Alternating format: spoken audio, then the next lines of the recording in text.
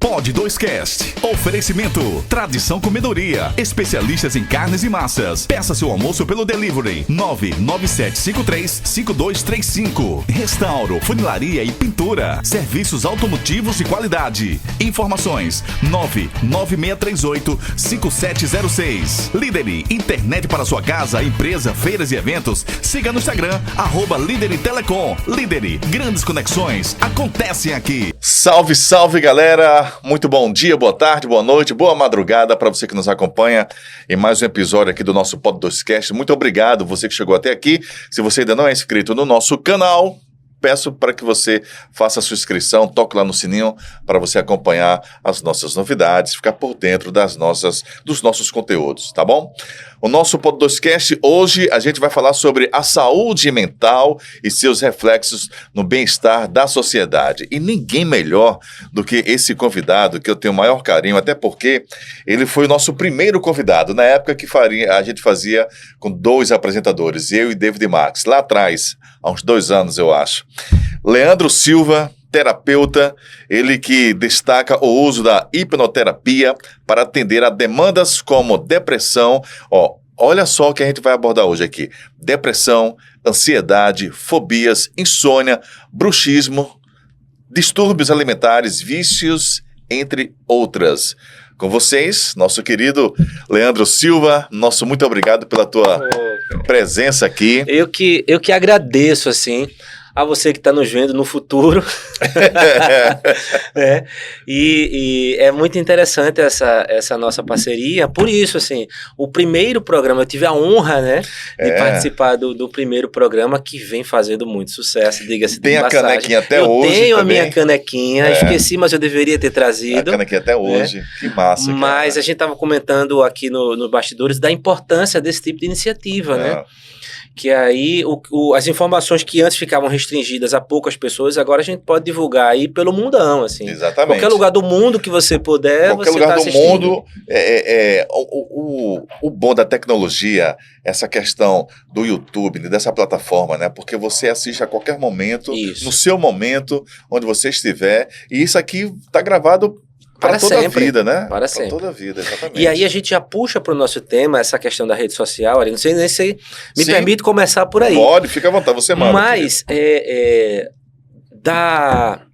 dos benefícios das redes sociais, dos benefícios da internet em si. Sim. Mas aí, proporcionalmente, nada é só tão bom que também não tem uma carga de lado negativo. Perfeito. E aí, quando você tem essa facilidade de gravar, de ligar um celular e falar qualquer coisa, esse falar qualquer coisa pode ser qualquer coisa que não faça bem, pode ser uma desinformação, pode ser uma informação adoecedora, e também se tem que ter muito cuidado. Então, falando de saúde mental, é o que você consome, né, de conteúdo também pode te adoecer. Leandro, a gente bateu um papo aqui, aliás, na Rádio Hits, há uns 2 anos, quase 3 anos, né? A gente vem trocando informações e a gente já falava na questão do mal do século, que é a depressão, né? Como essa geração, a gente sabe que a depressão é uma coisa antiga, mas não era propagada como é hoje, né? Essa geração mesmo, a gente... erroneamente, mas a gente costuma falar, a geração está doente, né? Uma geração doente, né? Isso vem devido às facilidades que a internet proporciona. É uma geração que não tem paciência de ouvir uma música do início ao final, né, Leandro? É verdade. Né? Não tem essa paciência. Você vai falar uma coisa, já quer saber o final. Sim, é o quê, né? Então, isso vem adoecendo essa galera. E por tabela também, alguns adultos alguns veteranos que estão convivendo também tá pegando essa onda também, né? Então, na sua fala tem vários temas, mas vamos do primeiro, que é a sociedade adoecida, assim. Porque o que acontece? Todas essas questões de depressão, de crise de ansiedade, tudo isso que hoje a gente vê com tanta frequência, sempre houve. A diferença é que, por exemplo, a preocupação com o que a gente hoje chama de saúde mental, ela é recente. Porque é interessante quando você estuda o desenvolvimento da história, né, sem um recorte, por exemplo, da nossa década, do nosso tempo. Para você que não sabe, houve uma época na história da humanidade em que não se atribuía nenhuma doença ao pensamento. Tudo era da fisiologia. Não que o pensamento não faça parte do corpo. Não existe. Eu não acredito que na separação de corpo e mente. Tudo é uma coisa só, tanto que o cérebro é uma coisa física. Nesse momento que estamos aqui conversando, nesse momento que você está aí assistindo, o seu cérebro está tendo microalterações, que é o que a gente chama de sinapse. Então você está alterando fisiologicamente o seu cérebro, tudo que a gente faz. Então, em uma época da humanidade, não existia isso de você pensar, de atribuir uma doença ao pensamento. Entende? Entendi. E aí, de pouco tempo para cá, é que as terapias que a gente chama da mente, então, da psicologia, né, da própria psicanálise, da psiquiatria, então, essas atribuições das doenças mentais são recentes. E se você for não muito longe, a coisa de 30, 40 anos atrás, uma pessoa que dizia que ia no psicólogo, chamavam de doido. Sim. Ainda existe muito preconceito, mas há pouco tempo atrás o preconceito era enorme, né? Só que hoje a gente sabe da importância de cuidar da mente, da importância de cuidar do que você pensa, né? Porque o pensamento, não falando da coisa mística, não é por aí. Mas um pensamento, ele é adoecedor. Eu vou te dar um exemplo muito simples. E aí a gente já puxa para as outras coisas que você falou. Imagina que você coloca a sua roupa mais bonita, né? Você se arruma toda ali para sua esposa, ou a mulher se arruma para o marido. Então, uma pessoa que tem importância emocional para ela. De repente ela chega e o cara faz, poxa, mais ou menos. Você fica destruído. Então imagina, uma fala destruiu você. Do mesmo jeito que às vezes você tá lá de boa, poxa, vou botar qualquer roupa, pô, como você tá lindo, como você tá linda. Você, né? Levanta, né? E aí é onde entra a questão do bullying, por exemplo. O que é o bullying? Se não é uma agressão verbal e que você adoece, você fica mal com aquilo e você somatiza, entendeu? E aí, hoje nós temos, com o avanço da tecnologia, nós temos a condição de fazer exames melhores. Então a gente conhece muito mais o indivíduo, então a gente consegue diagnosticar melhor. Então o que antes a gente não conseguiu, hoje a gente consegue. Então não é que hoje estejamos mais adoecidos, é que hoje a gente consegue identificar melhor os adoecimentos. Entende? E a questão da rede social, do adoecimento, enquanto eu costumo dizer da rede antissocial, e é muito louco porque você conhece muitas pessoas e conhece menos de você. Exato. Entendeu?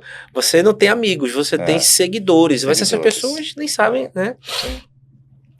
E as pessoas, na sua maioria, idolatram isso. Eu tenho tantos seguidores. É um número de vaidade. Exato. E aí, finalizando a pergunta que você fez, você fala da velocidade, e as pessoas não têm mais paciência, né? E o adoecimento de todo mundo, não só dos adolescentes, mas das pessoas adultas, assim. Uma coisa, os adolescentes, eles são fruto da educação dos adultos. Então, a gente não pode tirar essa participação. Então, se temos jovens e adoecidos, eles são fruto de uma educação que foi dada por adultos que eram adoecidos. Tu entende? Porque as pessoas têm uma tendência a separar, assim, porque o jovem... Não, esse jovem foi criado por nossa geração. A gente precisa entender essa participação, né? E como a tecnologia, ela impõe um ritmo muito acelerado de novidades, então você hoje está com o telefone 1, amanhã já é o 2, amanhã é o modelo 3 e tudo é muito intenso, rápido, né? Tudo é muito rápido, o fluxo de informações é muito rápido, você tem muita coisa e você não consegue assimilar. E isso gera as pessoas, elas querem se encaixar nesse ritmo. Então, quando elas se encaixam, tentam se encaixar nesse ritmo, o ser humano ele não está biologicamente preparado para essa velocidade. E aí isso é adoecedor. Entendeu? Você não pode ter tantas informações e essa agonia e passa uma coisa e outra e um modelo novo. Isso é adoecedor. Então, é como se você colocasse um carro, fazendo uma analogia, um carro que só vai até 100 quilômetros e você fica apertando do 100 para que ele vá para 150. E o carro não vai. O carro não vai. Ou um carro que suporta só 1 tonelada e você quer botar 2. Ele até vai, mas chegou aqui, ele Isso vai quebrar. frustra a pessoa. Isso frustra todo mundo.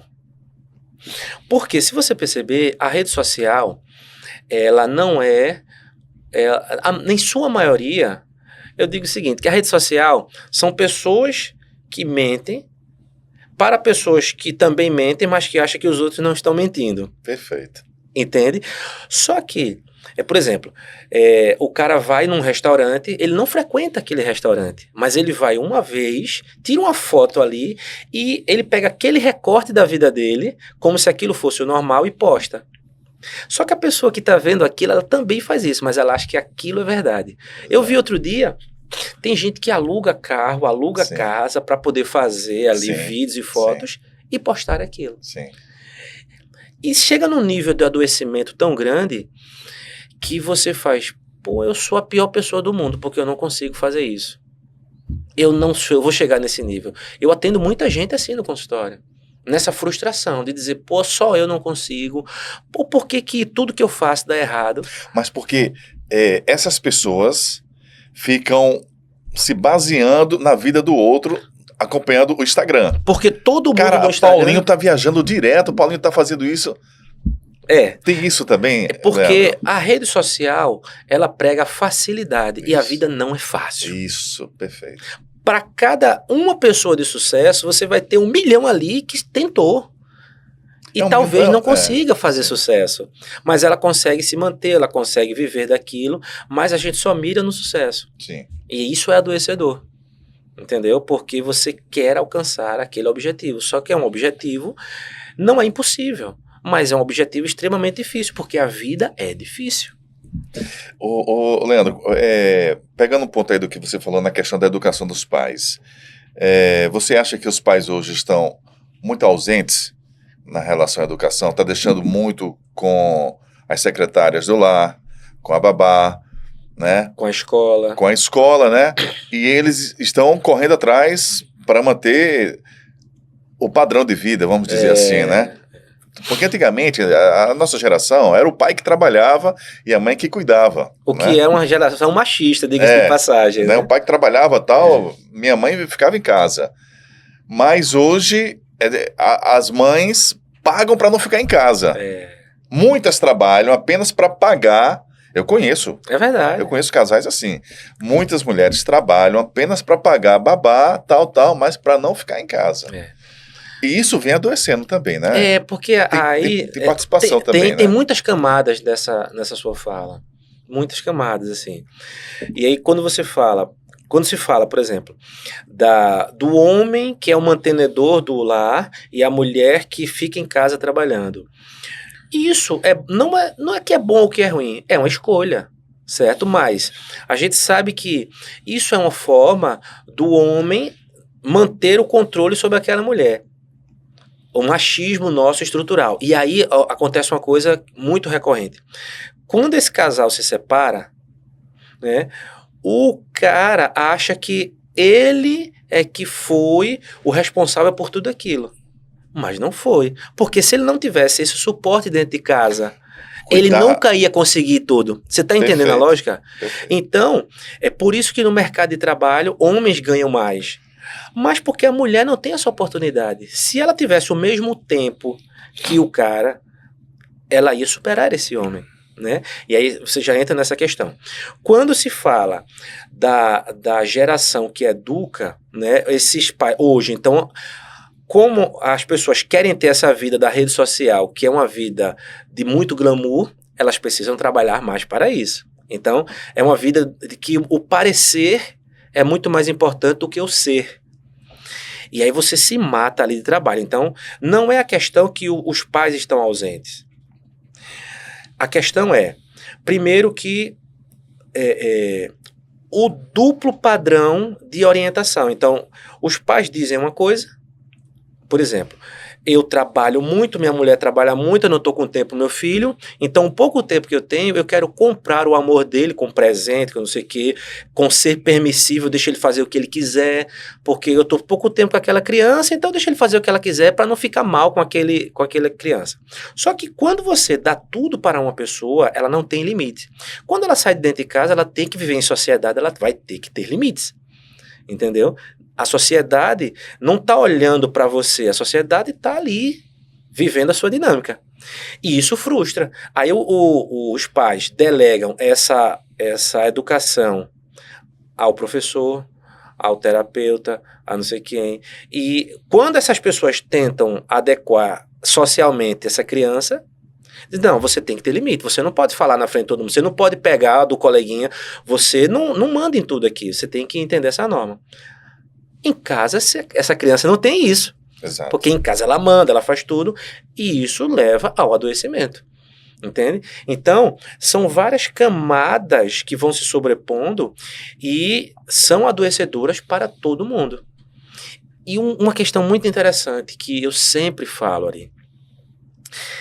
Quando chega no meu consultório uma adolescente ou um jovem adulto ali, 20 e poucos anos, eu costumo dizer o seguinte, quando os filhos têm problemas entre aspas, né? Quem tem que se tratar são os pais. Porque pensa comigo, e aí eu não falo de culpa, eu falo de participação. É o seguinte, você cria os filhos e eles, entre aspas, né, eles têm êxito, né, na vida, então conseguem o que querem, então se formam, todo aquele direcionamento dos sonhos, assim, padrão, né? E aí os pais, né, as mães, meu filho fez, meu filho não sei o quê, então traz o filho para perto, né? Meu filho, porque meu filho tal. Quando em algum momento dá algum tipo de erro, tem algum problema, aí se afasta, não, você não fez, você é culpado. Oxe, peraí. Não pode ser assim. Porque seja lá qual foi o resultado, os pais participaram dessa construção. Entendeu? Tanto do resultado positivo quanto do resultado negativo. Houve a participação. Então eu não falo de culpa, eu falo de participação. Então, se os pais participaram desse resultado, eles também precisam participar desse processo terapêutico, desse processo de tratamento. Entendi. Entendeu? Inclusive depositando as suas frustrações e as suas ansiedades nesse filho, nessa criança, nesse adolescente. Naquilo que você não conseguiu, você projeta no seu filho. E você não deixa que aquela pessoa escolha. Sim. Entendeu? Então, eu não consegui ser médico, eu não consegui ser músico, eu não consegui, mas eu vou tentar lapidar o meu filho para que ele faça o que eu não consegui fazer. Entendi. E às vezes a pessoa não quer. Não quer isso.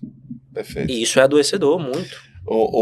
Leandro, hoje o teu número a gente vai falar aqui sobre depressão, ansiedade.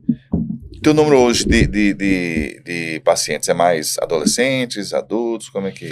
É mais adultos. Mais adultos. É mesmo. Porque o que acontece? Muitas vezes o adolescente ele não tem autonomia para procurar um tratamento. Certo. Então, se ele não tem pais que entendam que esse adolescente precisa ser tratado, ele dificilmente vai buscar. Então ele vai para onde os pais mandam. Então se os pais não entendem que ele precisa, vão empurrando ali. Às vezes os pais nem enxergam seus filhos dentro de casa. E foi uma questão da pandemia também, porque você precisou conviver com a sua família, que antes as pessoas não viviam. Você saía, trabalhava o dia todo, ia beber, chegava, ia para o trabalho, ia para a escola, e você não convivia com aquelas pessoas, você não tinha intimidade com a sua família. E aí isso foi uma das questões que a pandemia trouxe, né? Você precisou conviver com os seus. É muito louco isso, mas você não conhecia os seus filhos, você não conhecia... No mesmo teto. Morando no mesmo lugar. Exatamente. Na hora da refeição, a gente é de uma geração que todo mundo na mesa. Né? Coisa sagrada. Hoje você vem comer agora, daqui a pouco tá no celular. A mesa se usa para botar a bolsa. Exatamente. Cada um come no quarto, come não sei o quê. Muito louco isso, né? E é interessante como a dinâmica social, ela não é... Ela perpassa todos os aspectos. Por exemplo, o celular, ele é a individualização do gosto. Antes, você tinha TV, todo mundo tinha que assistir a mesma coisa. Era. Você tinha poucas rádios, todo mundo tinha que ouvir a mesma coisa. Tem um lado positivo, como tudo, tem um lado positivo e um lado negativo. Qual é o lado positivo? As pessoas estavam juntas ali, comungando das mesmas opções, né? E aí onde está o lance? Se eu não gostasse daquilo, mas eu estava sendo submetido àquilo, até para entender e para conviver com o diferente, conviver com a divergência. Hoje, você tem tudo na sua mão, você vê o que quer, no tempo que quer, a hora que quer, então você não convive com a diferença. Você vive da sua bolha, que é o que se chama, são as bolhas. Então, eu estou sempre acessando o que eu gosto, ou que corrobora com a minha opinião. Quando eu encontro uma pessoa que minimamente diverge daquilo, não pode ser assim. Aí eu entro no conflito, eu quero brigar com aquela pessoa, porque ela tem uma opinião diferente. Entende? Perfeito. E porque tá tudo aqui no meu celular. Perfeito. E essa individualização da informação, do convívio, ela é levada para a prática. Ou seja, eu vou comer o que eu quero, na hora que eu quero, com quem eu quero, eu vou estar sozinho. Eu não preciso mais ter esse convívio social. Eu não preciso mais tolerar os diferentes. Porque aqui eu estou no meu grupo. E é mais confortável estar no meu grupo, com quem concorda comigo.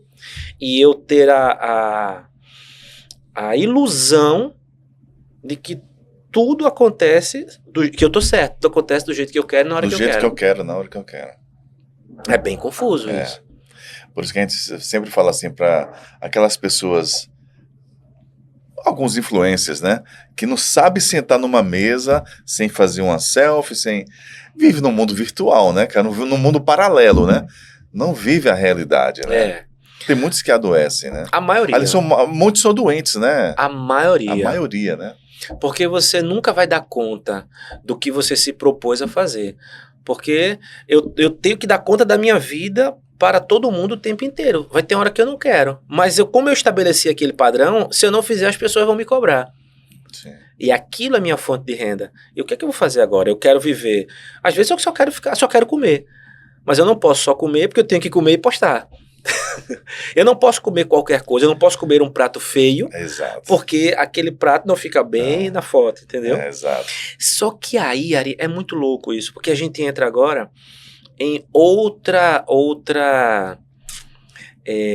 moda, que é a moda do espontâneo, do natural. Então eu vou mostrar a minha vida tal qual ela é, e aí já é uma outra, só que você acaba mostrando futilidades demais. Então, a época da internet, ela teve uma escala para a perfeição da imagem, a foto perfeita, a cor perfeita, blá, blá, blá, blá. E aí depois se entendeu que estava ficando pasteurizado demais. E aí agora tem uma tendência à humanização, ou seja, mostrar quem eu sou. Então tem gente que está conversando, comendo, né? Tem muitos vídeos disso. Ou a minha vida, como eu faço e tal. Tem um lado positivo? Tem. Só que agora se banaliza demais. Você fica num pêndulo, ou vai para um lado, vai para o outro, vai para o lado. Só que os dois lados tem o lado bom e o lado ruim, como tudo na vida. Depressão é um assunto que a gente já abordou.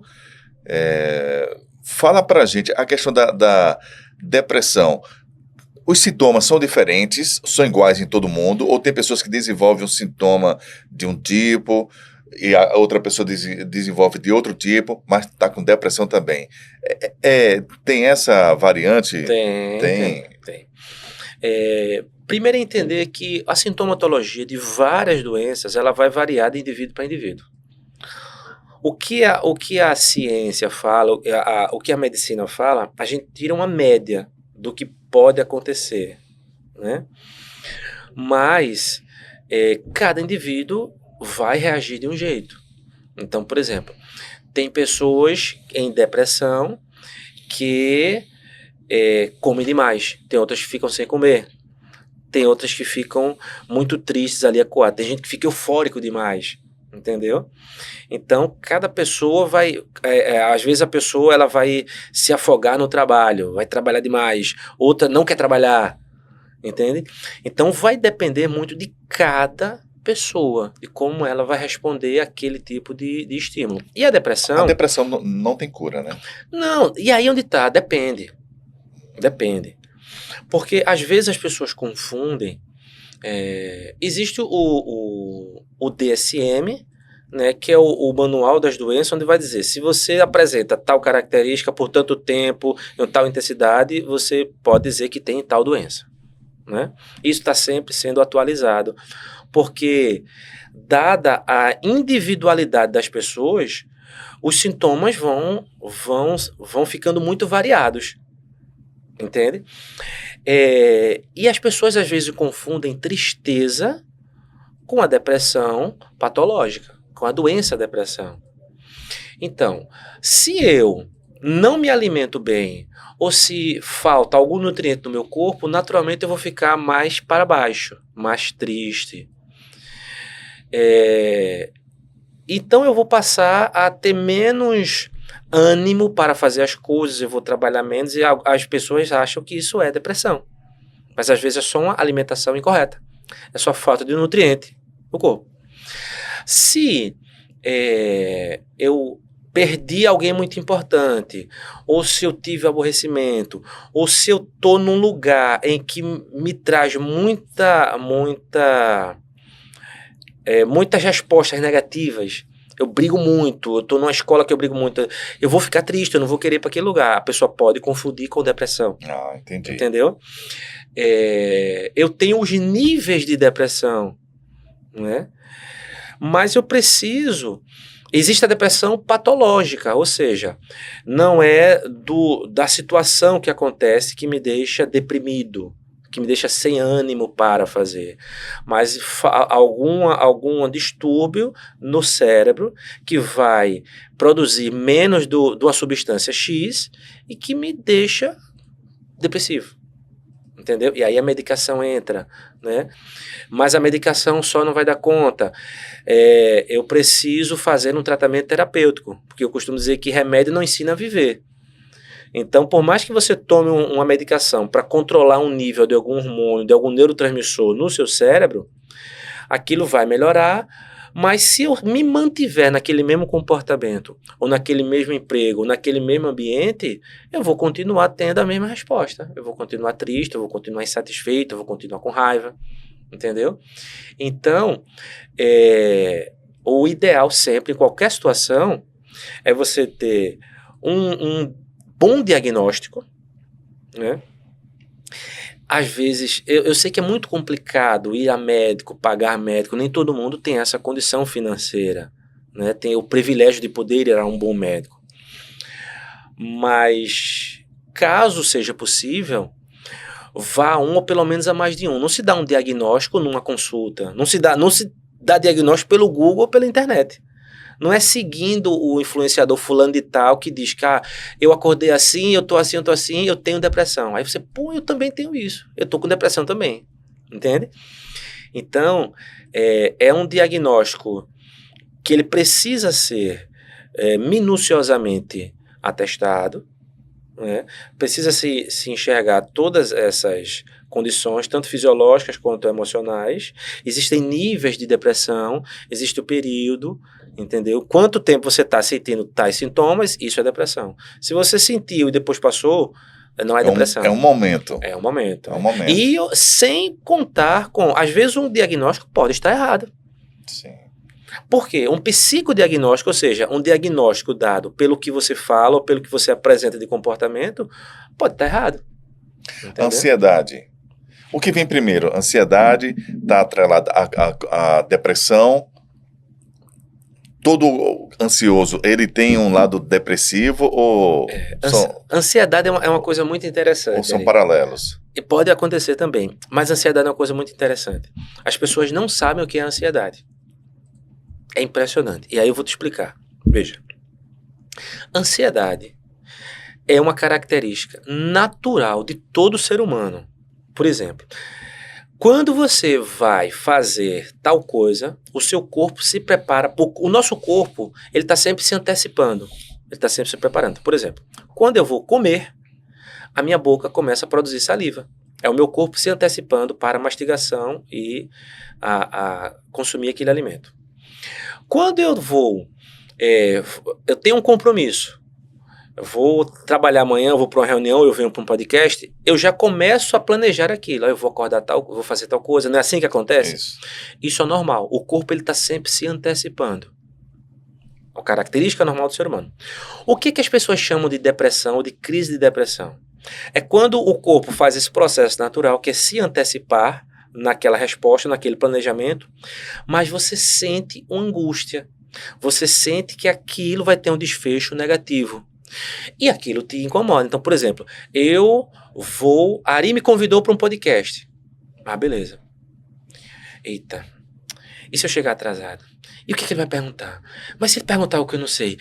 E aquilo começa a ser uma coisa angustiante. Isso é que as pessoas chamam de crise de ansiedade. Sim. Entende a diferença? Isso. Então eu não posso criminalizar um processo natural do meu corpo. Eu tenho que entender o porquê eu estou sentindo que tudo que eu vou fazer vai ter um desfecho negativo. É isso que eu preciso trabalhar. Então eu não preciso acabar com a minha ansiedade. E aí eu vejo muito na rede social como você acabar com a ansiedade não sei o quê. Não, você nunca vai acabar com a ansiedade. Tem muitas receitas caseiras, muito. Colocar água num balde com gelo, colocar o rosto, segurar pedras de gelo no momento de ansiedade. Só que aí é onde está o lance. O que todos esses procedimentos vão fazer? Eles vão tirar a sua atenção daquilo. Então, por exemplo, e a atenção das pessoas, e aí entrando também pela questão da hipnose, né? O que é... A nossa atenção é muito limitada. O ser humano ele não consegue prestar atenção numa coisa só por muito tempo, certo? Principalmente o homem? Não, todo mundo. Todo mundo, homem e mulher. O que é a nossa atenção? Vamos supor. Se eu falar para você agora manga, certo? O que vem na primeira coisa na sua cabeça? A fruta em si. Fruta, pronto. Só que se a gente estivesse falando de roupa, a primeira coisa que ia vir na sua cabeça era a manga da camisa. Se a gente estivesse falando da nossa infância, né, a gente ia falar que uma pessoa manga da outra, então ela estava brincando com a outra, né? Só que, por exemplo, quando eu falo manga, você pensou em fruta, mas na sua cabeça, se a gente não continuasse essa conversa aqui, o seu pensamento ia manga, a manga do almoço, eu tomo no café da manhã, meu almoço, eita, eu tenho que almoçar tal coisa, mas depois, a nossa mente vai indo embora. Isso é o fluxo normal da nossa mente. Quando a pessoa que tem as crises de ansiedade, ela fica naquele pensamento recorrente, que tudo vai dar errado, certo? Então, por exemplo, pessoas que têm fobia social, eu vou ter que fazer uma apresentação, eu vou ter que ir num lugar que tenha muita gente. Então, eita, e agora? Vai ter tanta gente lá e as pessoas vão olhar para mim e você fica nessa angústia, você não sai desse pensamento. Por quê? Porque o nosso corpo, ele dá muito mais importância a coisas, entre aspas, negativas, porque o que é negativo pode nos prejudicar. Então, por isso que a gente presta mais atenção em notícias negativas, entendeu? Por isso que o ser humano ele dá tanta importância a essas manchetes de acidente e tal, porque se eu não prestar atenção nisso, o corpo entende que eu vou ter algum tipo de prejuízo. Então, eu vou dar mais atenção àquilo. E quando você fica nesse pensamento recorrente, e agora o que vai acontecer comigo? Meu Deus, e vai dar errado. E você começa a suar, entende? É normal do seu corpo prestar atenção naquilo, para lhe proteger. Quando você faz qualquer outro movimento, então, o que você falou, botar a mão na água gelada, pensar nisso aqui, é como se você estivesse tirando a atenção da sua mente para levar para outro lugar. Você para de pensar naquilo e pensa em outra coisa. Funciona? Não. Por quê? Porque naquele momento eu só mudei de pensamento. Mas aquela angústia de verdade, aquele problema não foi resolvido. Entende? Entendi. Então isso é um paliativo. É como você ter uma dor de cabeça e tomar um remédio para a dor de cabeça. Só que uma dor de cabeça pode vir de várias coisas, inclusive de um aneurisma, de uma parada cerebral, de várias coisas. Eu tomo um remédio para dor, eu escondo a dor, mas eu não entendo o que realmente causou aquilo, e aquele problema vai voltar com muito mais força. Entendi. Leandro, vamos falar sobre a questão da hipnose, né? Que é uma vivência hoje no teu campo profissional. Como a hipnose pode auxiliar na questão de uma pessoa que está com depressão, que sofre de insônia, como a hipnose pode ajudar alguém nesse sentido? Entendi. Todo mundo chega no seu consultório, já quer participar de uma sessão de hipnose, ou nem toda situação pode levar à hipnose? Como é que é isso aí? A questão da hipnose, ela é interessante. Falando um pouco sobre o consultório. Por exemplo, quando você vai num profissional, seja ele qual for, em qualquer área, você não quer saber a técnica que ele vai usar para te atender. Você só quer que ele resolva o teu problema. Sim. Né? Então vamos supor, se você tem um micro-ondas que está quebrado, você não quer saber que o cara vai usar ferro de solda tal, você só quer que resolva aquilo ali. Na minha área, que é a hipnoterapia, uma das ferramentas que eu uso é a hipnose. Por que eu faço tanta questão em falar dessa ferramenta? Porque ela é extremamente útil em vários contextos. Entende? E aí é onde está a diferença entre hipnose e hipnoterapia. Certo. Né?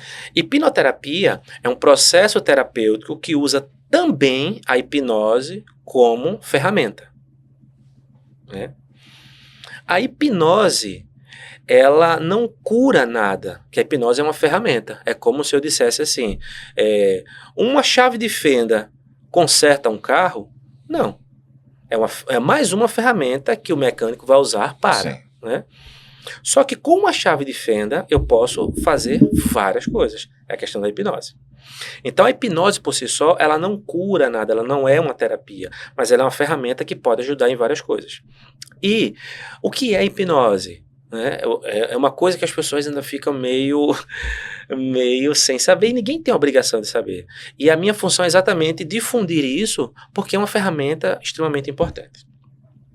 Então a primeira coisa que eu esbarro quando falo de hipnose é o medo das pessoas. Né? E aí eu resolvo isso em 1 minuto. Você que é um comunicador, está na área há muito tempo. Quantas vezes na sua vida você já deu uma notícia de que alguém cometeu um crime ou que alguém sofreu algum tipo de crime porque usou ou porque foi hipnotizado? Quantas vezes você deu essa notícia na sua vida? Nenhuma. Nunca isso aconteceu. Né? Então essa é a primeira questão, para quebrar os mitos. Segundo, aí as pessoas, não, mas eu vi que a hipnose, onde você viu? Aí eu vi no filme. E você acredita mesmo no filme? Porque eu também assisti um filme que o cara pega um carro e pula de um prédio para outro, e o carro vira, o carro cai, o carro pega fogo, nem o cabelo do cara se mexe, a maquiagem não sai. Ah, mas isso é mentira. E por que só a hipnose é verdade? Entendeu? Então a referência que as pessoas têm de hipnose é que um controla o outro, que ela vai... E tudo isso é mentira. Porque se fosse de fato verdade, já teríamos ficado sabendo e noticiar, enfim, notícia ruim se espalha logo. Né? Então, hipnose não é uma coisa perigosa, não é controlar a mente, não é nada místico de outra, nada. O que é hipnose? Como eu tinha falado agora há pouco, o fluxo do pensamento é natural. Então, se eu penso numa coisa, a minha mente vai me levando para outras coisas próximas. Então, por exemplo, se eu falar agora para você, cachorro, então você que está assistindo cachorro, esse estímulo da palavra cachorro, primeiro, o cachorro que você está pensando não é o mesmo cachorro que eu estou pensando. Cada um vai pensar no seu cachorro. E esse estímulo cachorro pode levar você para vários lugares. Eita, eu tenho que levar meu cachorro para passear. Ah, eu não gosto de cachorro porque cachorro tem pelo. A pelo pega no meu tapete. Mas eu não tenho tapete, o tapete é branco. A roupa que eu fui para um casamento é branca. Mas que casamento bom. E assim é o pensamento. Assim que acontece, o pensamento vai indo. O que a hipnose proporciona?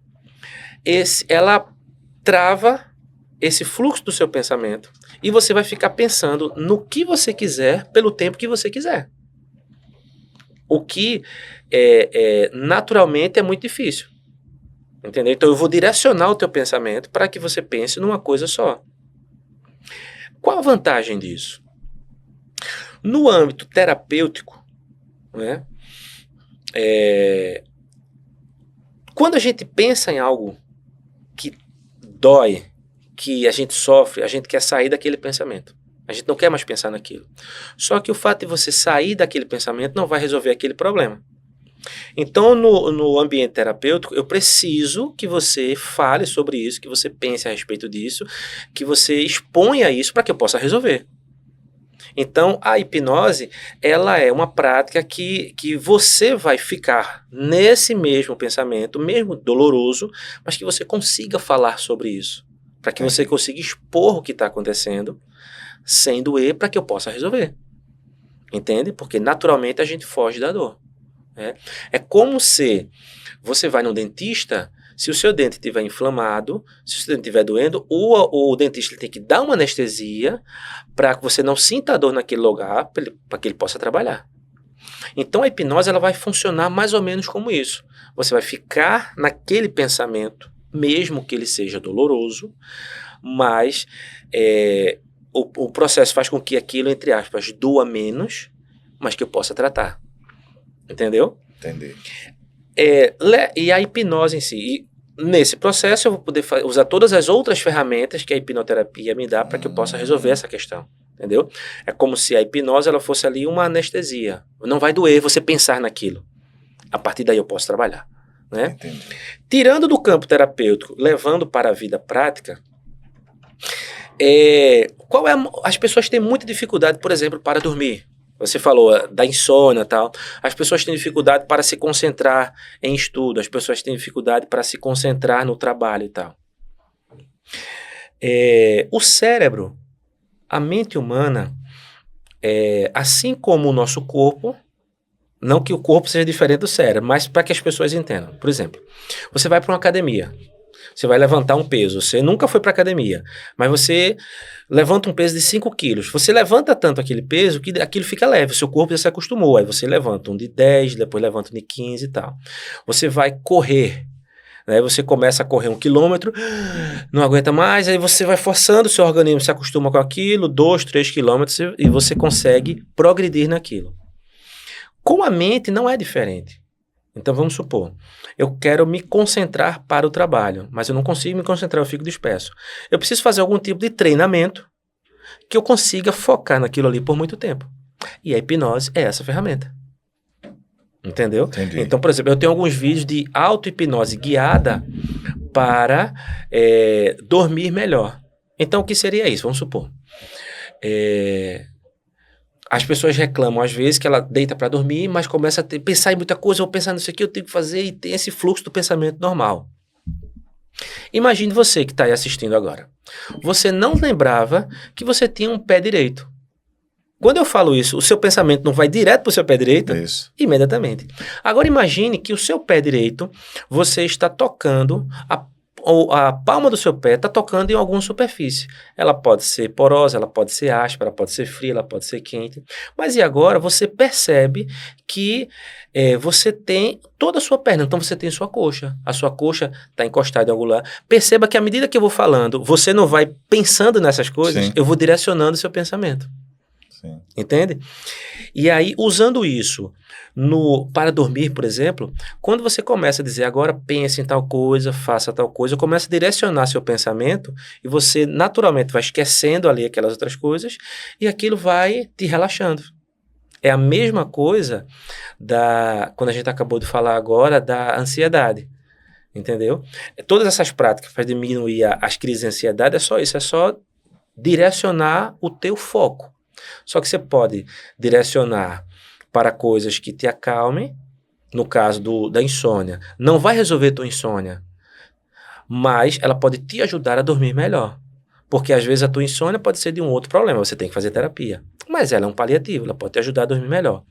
Só que com a prática disso, e aí tem hipnose para aprender melhor, para ter foco. Então vou direcionar o teu pensamento para outras coisas. Hipnose para dormir, eu vou direcionar teu pensamento para que você durma. O desfecho é diferente. Mas tudo isso é você praticar a sua atenção em algo. E quando você treina, o teu cérebro vai aprender que agora ele pode ficar focado em algo por mais tempo. A questão da insônia, acho que é uma das piores coisas que a pessoa pode... Eu tenho isso em casa. A minha menina mesmo, para dormir, é terrível. E o que nos preocupa é porque isso pode levar à imunidade também, né? Mexe com tudo. Mexeu no sono, mexe na vida do indivíduo. Mas aí tem uma questão. Não existe solução fácil para problema complicado. O que acontece? Uma boa noite de sono, ela começa quando você acorda. Por quê? Quando você acorda, o teu cérebro tem alguns mecanismos que vão identificar que é de dia. Então ele vai começar a produzir algum tipo de neurotransmissor, algumas vitaminas, algumas coisas para que você tenha atividade no dia. Quando o cérebro começa a perceber que está escurecendo, ele começa a produzir outros tipos de substância para que você tenha uma boa noite de sono, que é o que a gente chama de o nosso ciclo do sono, que é o nosso relógio biológico. Só que, se você come determinados tipos de comida, né? Então, tem alimentos que te dão energia, tem alimentos que te deixam mais tranquilo. Por quê? Tem alimentos mais pesados. Por que tem alimentos pesados? Porque a tua digestão vai ficar mais comprometida. Né? Se você come um certo tipo de alimento perto da hora de dormir, o seu organismo está trabalhando, você não vai conseguir dormir direito. Né? Se você come comidas que não te dão energia de dia, você vem comer de noite, você vai ter problema. Se você chega na hora de dormir, né, você está no celular, aquela luz, o seu cérebro não vai entender que já é de noite, aí você vai demorar para dormir. Né? Então, tem alguns hábitos e é o somatório. Você não come direito, você tem a luz muito forte, você não tem hábitos, você não tem uma rotina, você acorda um dia numa hora, dorme outro dia no outro, e o seu corpo vai enlouquecer, o seu relógio biológico vai enlouquecer. Tanto é que quando a gente viaja para um país que o fuso é diferente, o corpo demora a se acostumar. Né? Então, a insônia em si, ela é o resultado de um grupo de comportamento, assim como todo adoecimento. Não existe uma causa única para um adoecimento. Então eu preciso entender a dinâmica daquele indivíduo, de que maneira ele se relaciona com as atividades do dia a dia, para poder apontar a solução para cada um. Então vamos ajustar aqui a sua alimentação, vamos ajustar o seu exercício físico, vamos ajustar a sua higiene do sono. Então a partir de tal hora eu não olho o celular, eu não vejo isso aqui, eu diminuo a luz, eu diminuo a exposição a barulho. E depois que a gente fizer tudo isso, certo? Se de fato não resolver, aí eu parto para a medicação, eu parto para outros tipos de processo, entendeu?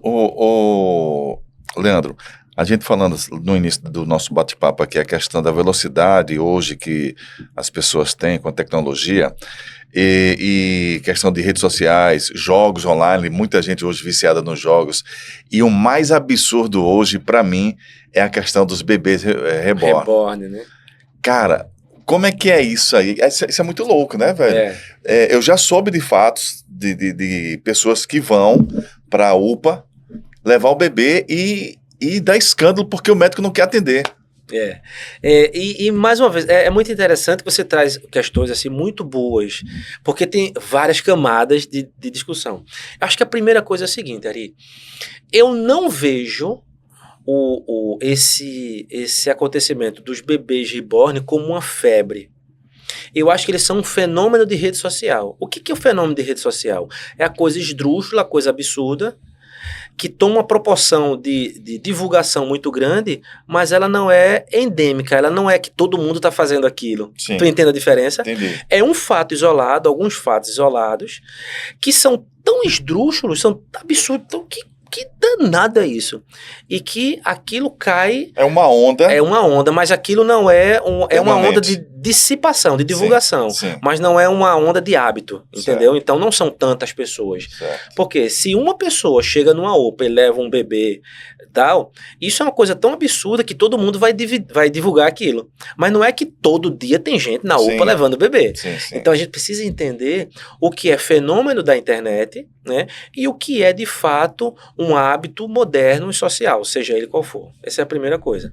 Mas quando a gente fala, eu costumo dizer agora que as coisas fáceis são reborn. Então a gente tem médico reborn, a gente tem terapeuta reborn, a gente tem casamento reborn, entendeu? Eu brinco muito com esse termo para coisas que são falsas, que não são verdadeiras, né? E aí, essa sensação do falso, ela está muito presente na rede social. Entendeu? Porque a gente... E não só na rede social, e é muito louco, porque a gente já entra no desdobramento, por exemplo, da inteligência artificial, que nem é inteligente e nem é artificial. Exatamente. Esse é outro assunto também que a gente sempre comenta todos os dias, até porque no nosso campo profissional, né, afetando muita gente que fazia dublagem, hoje não está mais... Muitas áreas. Né, a gente...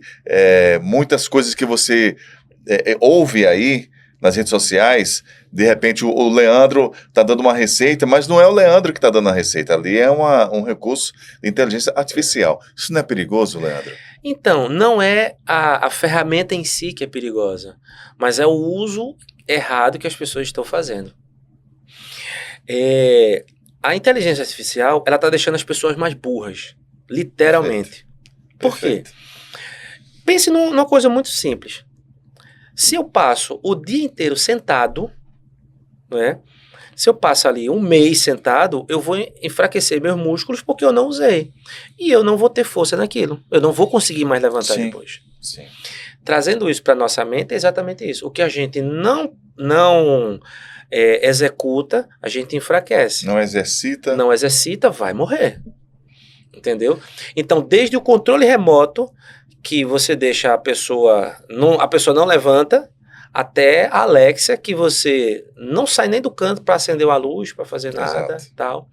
Então, aos poucos, a conveniência vai matando a agência. A agência é eu agir.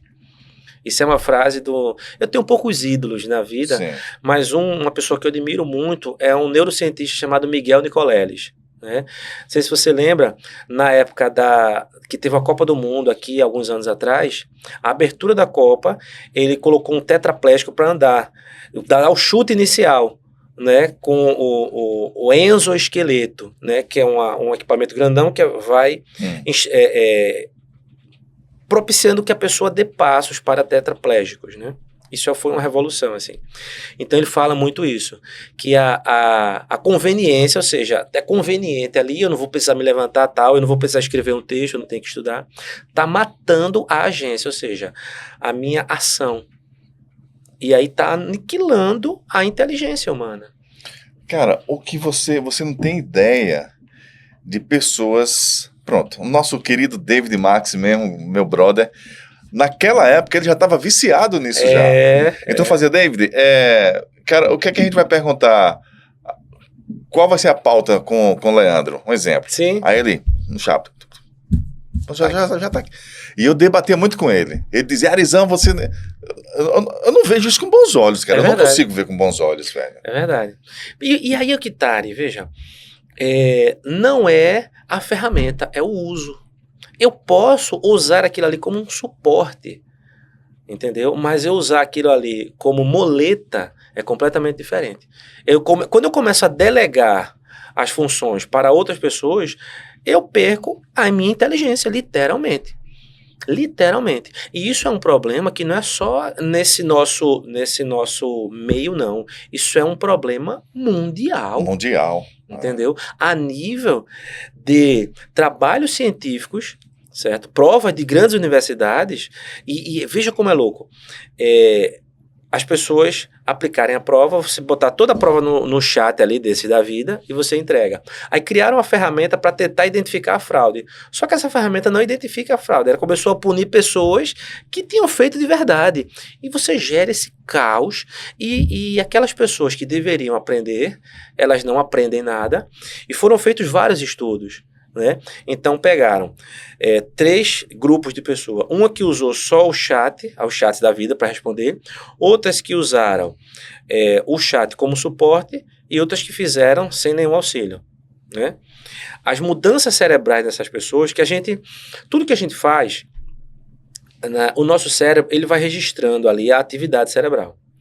À medida que você faz muito uma coisa, você tem ali aquelas alterações no cérebro. Alterações fisiológicas que você pode medir, de fato. Fizeram um teste depois com esses 3 grupos. O que usou só a inteligência artificial, o que usou a inteligência como suporte e o que usou só o próprio conhecimento. Desses 3 grupos, algum tempo depois, essas pessoas que usaram só a inteligência artificial, elas nem lembravam o que tinha feito. Nada. As pessoas que usaram como suporte lembravam uma coisa, e aquelas pessoas que fizeram da própria mente, sem nenhum auxílio, elas lembravam quase tudo que tinham feito. Ou seja, esse grupo, ele não constrói memórias e vai enfraquecendo ali a sua capacidade cognitiva. Perfeito. Entendeu? Então, inclusive, várias escolas no mundo, acho que no Brasil também já é proibido o uso de telefone na sala de aula. Isso. Porque era um recurso que a gente romantizou no começo, achou que ia mudar a sociedade, né? Mas, como bom ser humano, ele tem o poder de destruir. Exatamente. Eu costumo brincar que é melhor entregar para os dinossauros. Então, o ser humano ele tem esse dom de buscar a facilidade, Isso. só que vai num nível tão grande que burla tudo e ele se prejudica. Então, ele tem a recompensa imediata, me livrei daquilo ali, mas ele não consegue mensurar o desdobramento daquilo a longo prazo. Perfeito. Entendeu? Perfeito. Então, isso é o que complica. Fala um pouco dos avanços hoje da neurociência, Leandro. Como é que vem aí você que vem acompanhando, você que faz parte, como é que tá os avanços? Então, cara, é muito interessante.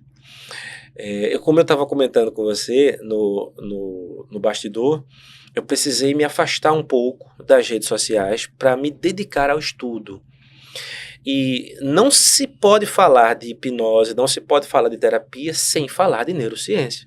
Inclusive, essa é uma discussão na academia de que as outras terapias, né, como a psicologia e tal, elas precisam se aproximar mais das neurociências. Porque você só entende, tudo que a gente está falando aqui, toda a nossa ação, ela é resultado de um cérebro que está trabalhando. Tanto é que se você tiver com fome, você não pensa direito. Vê como é louco. Se você não comer direito, você não toma boas decisões. Se você tiver com sono, você não pensa direito. Você não fica paciente. Você não fica paciente. Então, são alterações, né, fisiológicas que refletem nas nossas ações. Perfeito. Né? Então, entender esse correlato fisiológico ajuda bastante a você tratar várias questões, a você melhorar o seu desempenho e tal. E as neurociências, o estudo do cérebro, ele é relativamente recente, entendeu? Tem 30 anos, 40 anos no máximo, porque antes não se tinha ferramentas para entender como era o funcionamento de uma pessoa acordada. E há 100, 200 anos atrás, né, que é o comecinho ali da anatomia, da biologia, da física, então neurociências é o grupo de tudo isso. Porque para entender como o cérebro funciona, você tem que ver um cérebro. Antes, você tinha que dissecar, ou seja, você abria uma pessoa, né, e você abria ali para entender como é que aquele órgão funcionava. Né? Hoje você não precisa mais. Né? Você já tem ferramentas que consegue, mas ainda hoje se faz muitos estudos em animais. E como para quem não sabe, a nossa semelhança com nós somos animais, só que o ser humano acha que não é. Nós somos animais, né? E a nossa semelhança com os outros animais é muito grande, muito. Tanto que estudamos as coisas primeiro em modelos animais para trazer para o ser humano. Lógico que você precisa dar as devidas proporções. Mas o sistema nervoso, mas a fisiologia, a biologia é muito parecida. E isso tem avançado bastante, né? Tem avançado bastante. Então você precisa entender o cérebro para poder entender como esse cérebro trabalha, para poder desenvolver medicamentos. Sim. Você precisa estudar o cérebro para entender como ele trabalha, para poder desenvolver processos terapêuticos. As pessoas, elas têm a sua individualidade. Certo. Mas, como vivemos em sociedade, existem muitos comportamentos que são aprendidos ali e replicados. Então, dá para você, né, entender esse geral para aplicar no individual.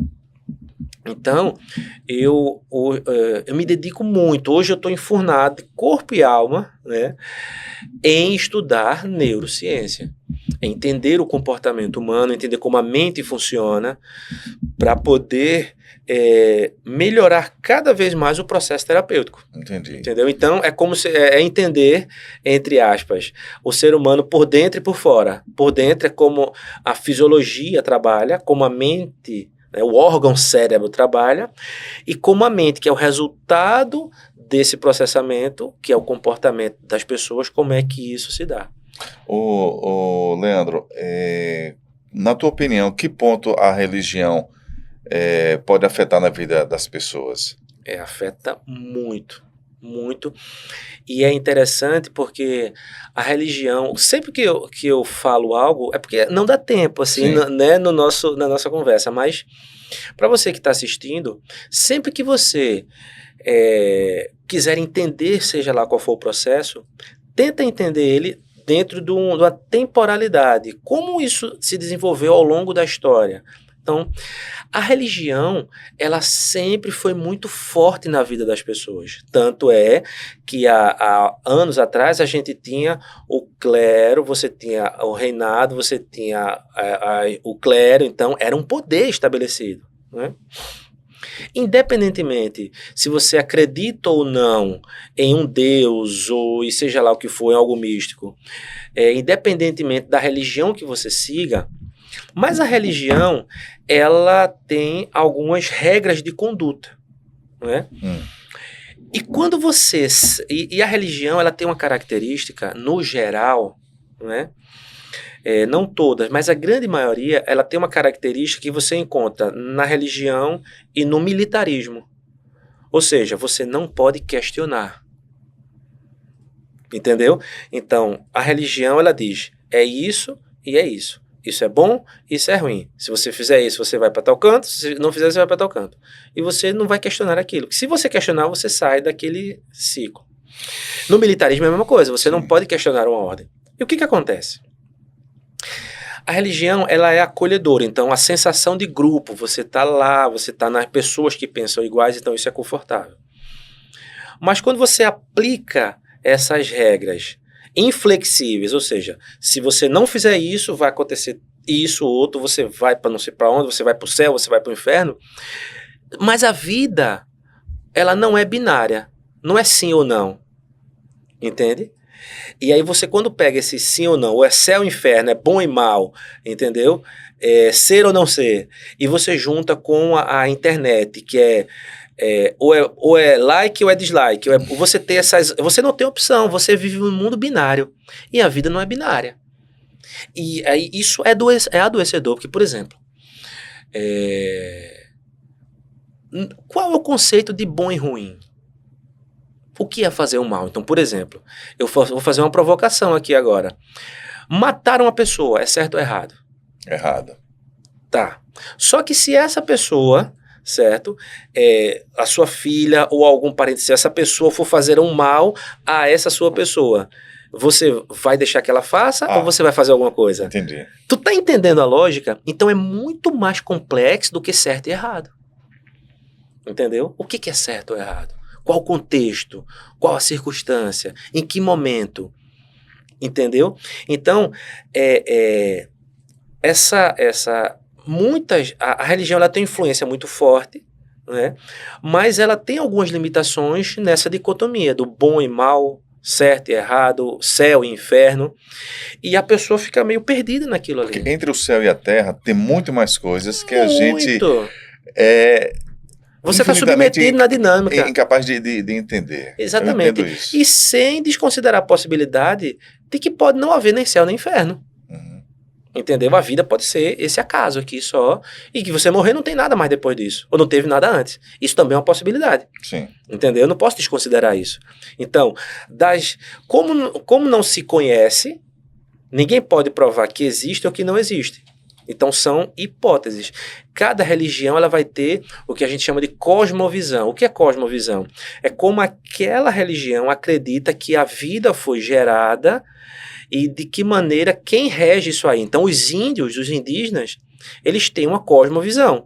Então, para eles, o mundo foi gerado de tal jeito e quem rege as forças da natureza, papapá. Para o asiático, ele tem outra cosmovisão. Então, o mundo aconteceu de tal jeito, a Terra foi criada de tal jeito. Para as culturas africanas, foi de outro jeito. Para as culturas europeias, foi de tal jeito. Então, quem está certo? O fato é, respondendo a tua pergunta, de que a religião ela tem uma influência muito grande na vida das pessoas. Né? E se você não precisa desrespeitar o seu credo, a sua crença, mas você precisa fazer alguns questionamentos. Pô, se isso está me prejudicando, será que eu não posso mudar um pouquinho? Será que eu não posso procurar um outro tipo de saída? Será que eu não posso fazer outras escolhas? Entendeu? Será que isso vai determinar o meu caráter? E para tal templo religioso determina o meu caráter? Será que todo mundo que está naquela religião é uma pessoa que tem boas intenções? Tu entende? Sim. Então, se você não começa a se perguntar esse básico e passa a não generalizar, né? Ou seja, todo mundo que é da religião é bom, todo mundo que é da outra é ruim, tudo que eu faço aqui é bom. Quando você faz isso, é adoecedor. E você pode fazer escolhas que vão te prejudicar. Perfeito. Entendeu? Leandro, já muita gente pergunta a questão da regressão. E aí? Isso é bem interessante. Né, Bem interessante. traz um pouco pra gente sobre isso aí. Regressão de idade, regressão de vidas passadas, eu não acredito que exista. Certo. Ponto. Certo? Existem algumas correntes que acreditam que sim, mas hoje, do pouco que eu sei, do pouco que eu estudo, certo? Não é possível. E muita gente me procura para isso, é fato. Eu imagino que você seja procurado. Pra... eu trabalho com coisas reais. Então, por exemplo, num processo terapêutico, eu vou... O que a gente chama de regressão no processo terapêutico é você acessar algumas memórias de quando você tinha determinadas idades, certo? Mas essa memória, ela não é fidedigna, não é como um computador que você bota um arquivo ali e você vai ter aquele mesmo arquivo para sempre. A nossa memória não é assim. Primeiro, que o ser humano, ele não vê a realidade, ele vê recortes da realidade. Então, por exemplo, eu estou aqui com você agora, nós dois não estamos vendo a mesma sala. A começar pela nossa posição. Você está vendo uma sala que está aqui, eu estou vendo uma sala que está aqui em outro lugar. Mas a nossa atenção é muito limitada. Então pode ter coisas nessa sala que eu vou entrar aqui 10 vezes e não vou ver. De repente, então, pô, nunca vi isso aqui. E acontece assim. Então a gente tem partes da realidade. Então imagine, se você já tem um recorte da realidade, certo? Se naturalmente o nosso cérebro ele faz uma limpeza em algumas coisas que a gente usa e que a gente não usa, por isso que a gente esquece. O esquecimento é uma dádiva. É uma das coisas mais sensacionais do cérebro, a capacidade de esquecer. Porque se a gente lembrasse tudo, teria morrido já. É impossível, né? E aí você não enxerga tudo, você não lembra de tudo, né? Isso eu falo do momento presente. Imagina de 10, 20, 30 anos atrás, né? O que a nossa mente ela vai salvar de fato é o que você faz recorrentemente. Então, por exemplo, hoje, se uma pessoa na rua gritar Ari, você vai olhar para trás. Mas não é porque uma vez na sua vida alguém disse que você era Ari. Porque ao longo da sua vida, várias vezes isso foi reforçado. Entendeu? Então, quando a gente fala dessa memória de regressão, é porque você vai acessar uma parte da sua memória fisiológica que vai remeter a essas lembranças, que não necessariamente são fidedignas, que não necessariamente são reais, mas elas são um recorte daquilo que você viveu. Entendeu? Porque à medida que a gente vai vivendo, algumas informações vão ficando, óbvio. Né? Não tudo. E você vai construindo ali a sua personalidade. Né? E outra coisa, não necessariamente do que você viveu, mas do que contam para você. Então, muita gente diz assim, porque quando eu era criança eu fazia tal coisa. Mas você lembra disso? Não, foi minha mãe que me disse. como alguém falou, você cria aquela imagem e aquilo se torna parte da sua experiência enquanto pessoa. Eu sei que eu vivi aquilo, mas eu não lembro daquilo. Alguém me disse. Só que imagine, se o que a gente vê já tem uma limitação, imagine o que a outra pessoa conta. Entende? É a visão daquela pessoa do que você viveu, né? Então, fisiologicamente, até hoje, o que se sabe, o que se é comprovado, não existe. Não é possível a regressão a vidas passadas ou regressão de idade. O que se chama de regressão de idade é só você... como a hipnose ela tem essa possibilidade de você concentrar a sua atenção em algo, né? A gente vai fazer esse exercício mental para que você se concentre naquela característica que você deseja. E aí você vai trazer para a consciência todas essas características que você quer lembrar. Então, a hipnose tem essa facilidade, entendeu? Entendi. Mas de você regressar a vidas passadas. Tem algumas pessoas que acreditam, existem correntes terapêuticas que acreditam nisso, tal e tal, e tá tudo certo. Certo. Entendeu? Entendi.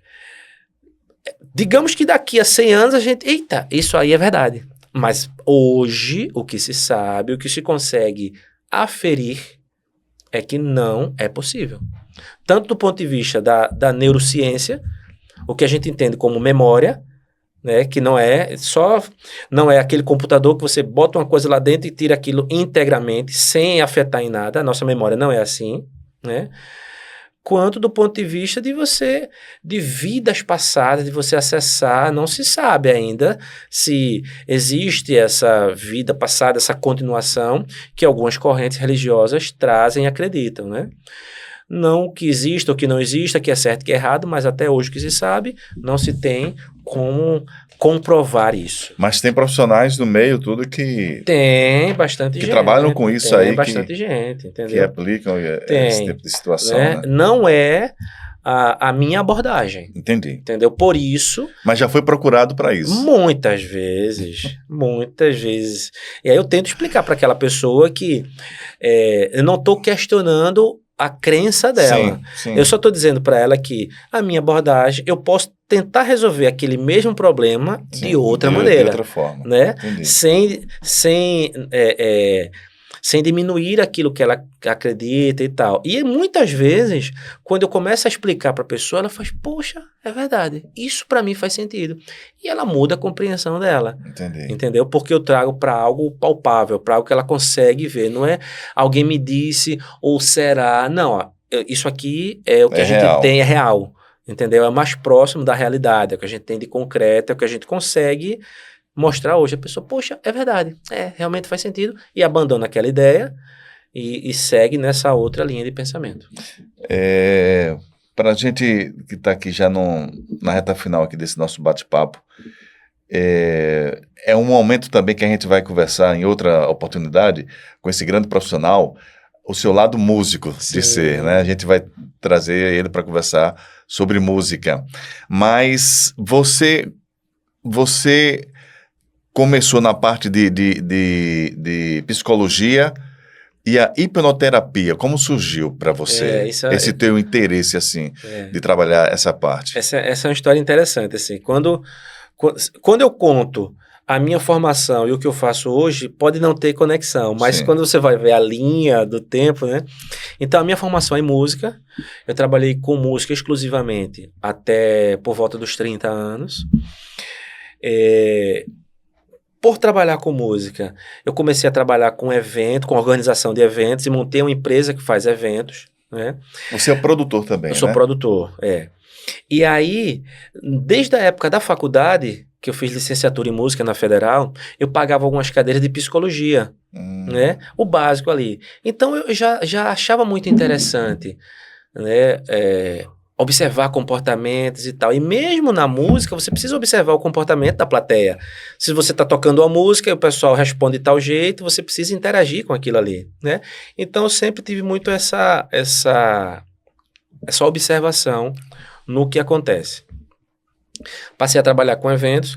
Nessa empresa de eventos que eu montei, chama Recife Eventos, teve um momento dela que eu comecei a trabalhar com treinamento corporativo, ou seja, treinamento de equipes, né, treinando algumas capacidades, desenvolvendo capacidades como liderança, trabalho em equipe, cooperação, produtividade, entendeu? Então, algumas dinâmicas de grupo. E aí eu tinha uma equipe que era formada por uma psicóloga e um arte educador, né, e eu meio que ficava coordenando o trabalho como um todo e fazendo o link com a empresa. O que é que a empresa precisa, eu passava o projeto pessoal e criávamos juntos. Então foi muito legal. E aí eu entrei ainda mais nesse mundo do comportamento humano. Certo. Na pandemia, quando o mundo parou, né, e você tem que ficar em casa, eu já tinha o hábito, na minha rotina, de separar um horário para ler e outro horário para estudar, nem que fosse uma horinha, meia horinha ali. Ler e estudar, qual a diferença? Ler são temas diversos, estudar é um tema direcionado, né? Na pandemia só me restou isso, né? Alguns negócios continuaram, mas não presenciais, e me restava muito tempo. Então passei muito tempo lendo, muito tempo estudando. E comecei a fazer vários cursinhos assim online, né? E dentro dos cursinhos que eu fazia, eu marcava, hoje eu quero estudar 80 horas disso, 60 horas disso, tal, preencher a minha semana. Eu descobri hipnose. Disse, pô, esse tema é interessante. Eu vou ver o que é. Aí fiz um curso online de hipnose. Foi horrível. Mas, porque o curso em si era fraco. Mas eu digo, poxa, é interessante esse tema. E tem a ver com o que eu faço, né? Que é conhecer comportamento, que é entender pessoas e tal. Pô, isso é interessante. Aí fui aprofundando. Quando flexibilizou, eu fui fazer um curso presencial de hipnose, né? Hoje eu vejo que aquele curso foi muito ruim, era muito fraco, mas para o que eu queria naquela época, foi sensacional. Mas foi me direcionando para um caminho. Porque entendeu? mexeu mais ainda com a tua curiosidade, Com a minha né? curiosidade. Aguçou. E por mais que o conhecimento daquele curso não fosse tão... A didática daquele curso e as informações não fossem tão boas, mas o assunto era muito interessante. Eu comecei a me aprofundar cada vez mais. E aí eu descobri a hipnoterapia, fui fazer a formação de hipnoterapia, e é interessante o que eu vou falar agora. Comecei a trabalhar com hipnoterapia, comecei a atender. Então, quando eu terminei a formação, que a pandemia acabou, e aí eu comecei a trabalhar com isso, né?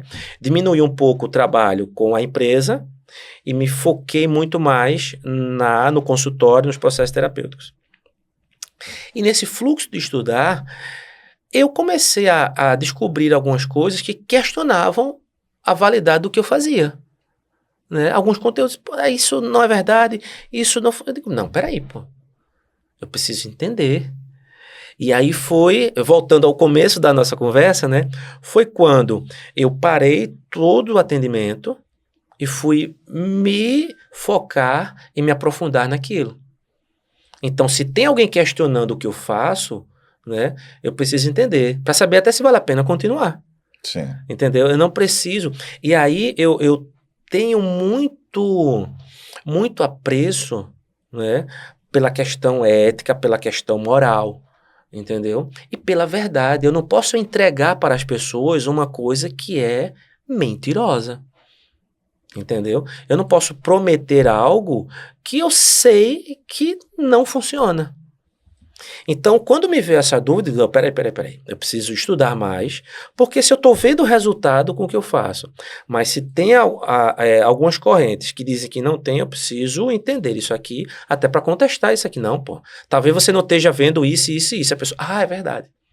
Então, eu fui me aproximar nesse conhecimento. Então, e aí eu fui fazer pós-graduação, então fui estudar neurociências e fui estudar uma neuropsicologia, fui estudar uma série de coisas.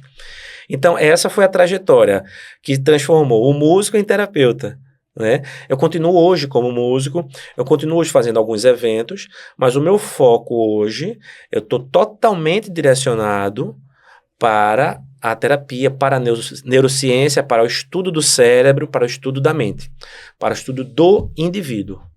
Perfeito.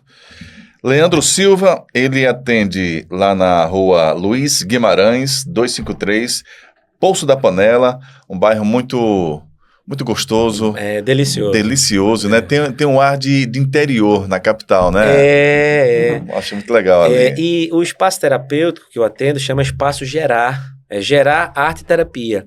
Então, não é só o meu consultório. É um espaço onde tem várias terapias, vários terapeutas com várias salas, só que não é um espaço tipo um prédio que você vai à sala branca, não é nada disso. Então é bem arborizado, tem um salão lindo para vários tipos de muito arborizado lá, Poço da Panela. Mas o imóvel é. E é? O espaço terapêutico é bem arborizado, humanizado, digamos. Sim.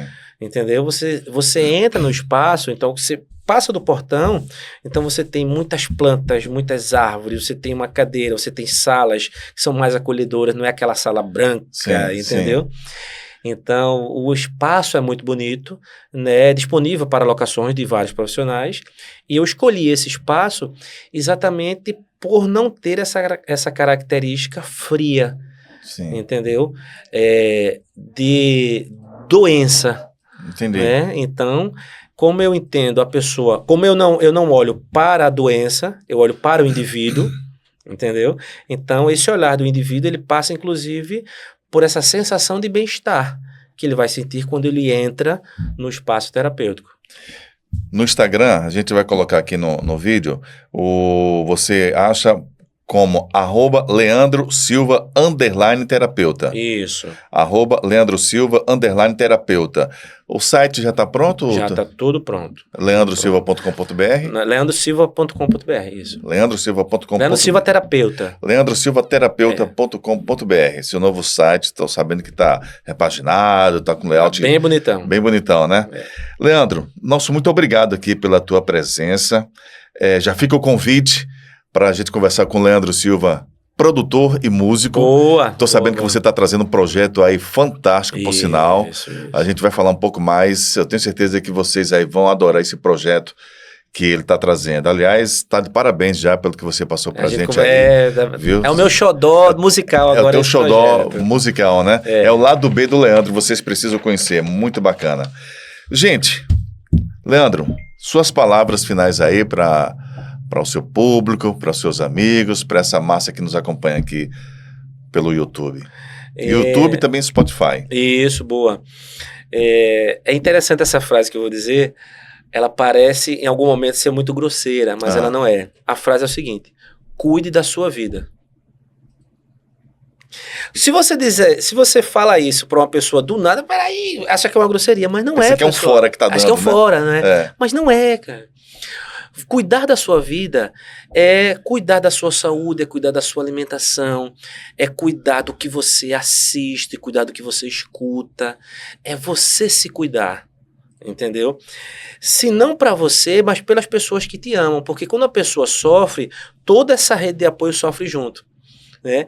E é interessante uma coisa que eu estava pensando esses dias, que é uma outra frase também que pode soar polêmica, mas é ame menos. E aí eu vou explicar por quê. Porque pense comigo. Quando você diz que ama demais uma coisa ou ama demais uma pessoa, o amor, enquanto sentimento, você não consegue medir. Eu nunca vou saber se um ama mais do que outro, isso é impossível medir. Mas todo amor, ele pressupõe a dedicação de tempo. Então, o tempo que eu estou pensando naquilo ou naquela pessoa, o tempo que eu estou pensando ou fazendo algo por aquilo ou por aquela pessoa, é o tempo. E o tempo você mede. E tempo é uma coisa que não volta. Então, se o tempo que nós estávamos aqui conversando, esse tempo não vai voltar mais. Então, se esses momentos não foram produtivos, se eles não foram aproveitados, é o que a gente chama de perder o tempo, né? Então, quando você, entre aspas, ama demais alguém, se dedica demais para alguém ou para alguma coisa que não você está dedicando tempo físico para aquilo. E o tempo que você está dedicando àquilo, você está deixando de dedicar para você. Entende? Então, no caso, é se ame mais. É se ame mais. Entendeu? E aí volta para aquela primeira frase, cuide da sua vida. Não é, pessoal, que você agora vai ficar insensível, que você não vai dedicar-se a outras pessoas, a filhos, a pais. Não, não é isso. É que as pessoas, elas têm que ter a sua individualidade, têm que ter sua vida própria, e você tem que ter a sua. Entendeu? Você vai dar apoio àquela pessoa, mas você não pode ser a muleta, você não pode carregar aquela pessoa literalmente no colo. Em alguns momentos, sim, é preciso. Mas o tempo inteiro é ruim para você, é ruim para aquela pessoa. É ruim para aquela pessoa porque ela não vai conseguir andar sozinha, ela não vai ter autonomia porque você está o tempo todo dando suporte, e é ruim para você, porque você não está olhando para você, para a sua vida, para as suas dores, para o que você pode melhorar, entende? Entendi. Então, cuide da sua vida, né? E ame menos. Tente se amar mais. E aí você cuida da Ou melhor, sua vida. ame com moderação. Ame né? com moderação, porque até amor demais é ruim. Tá vendo aí? Tudo com exagero é ruim, né? Qualquer coisa. Por isso que você tem que estar no equilíbrio. Se você pende muito para um lado ou pende muito para o outro, não é que você vai pender para um lado ou para o outro. Em alguns momentos, sim. Mas o tempo inteiro, o seu corpo não aguenta. Perfeito. Equilíbrio e moderação. Gente, estou muito feliz em ter recebido aqui nosso querido Leandro Silva. Foi o nosso primeiro entrevistado quando a gente começou a história do nosso podcast. Está chegando aqui novamente, assim, estou muito feliz. Sempre trazendo enriquecimento para a gente, conhecimentos. E, enfim, a gente vai bater um papo, estou super curioso também para a gente conversar a respeito do Leandro Silva, músico e produtor. Leandro, nosso muito obrigado, tá? Te desejo muito sucesso. E você sabe que aqui você tem as portas abertas, né? A hora que você quiser. Ari, eu tô com um projeto novo aí, você pode chegar, dar o toque, que a gente vem aqui e bate aquele papo bacana. A minha meta é ser, no mínimo, penta. Eu já tô em bicampeão aqui, né? Já vamos para o terceiro e vamos seguindo. Vamos para o tri agora, né? Vida longa ao Pod 2Cast. Se Deus quiser. Muito obrigado, querido. Muito obrigado. Gente, esse foi mais um episódio do nosso Pod 2Cast. Conto com você faça a tua inscrição no nosso canal e você acompanha a gente aqui na plataforma da Play Hits TV, no YouTube e também no Spotify. Um abraço e até a próxima.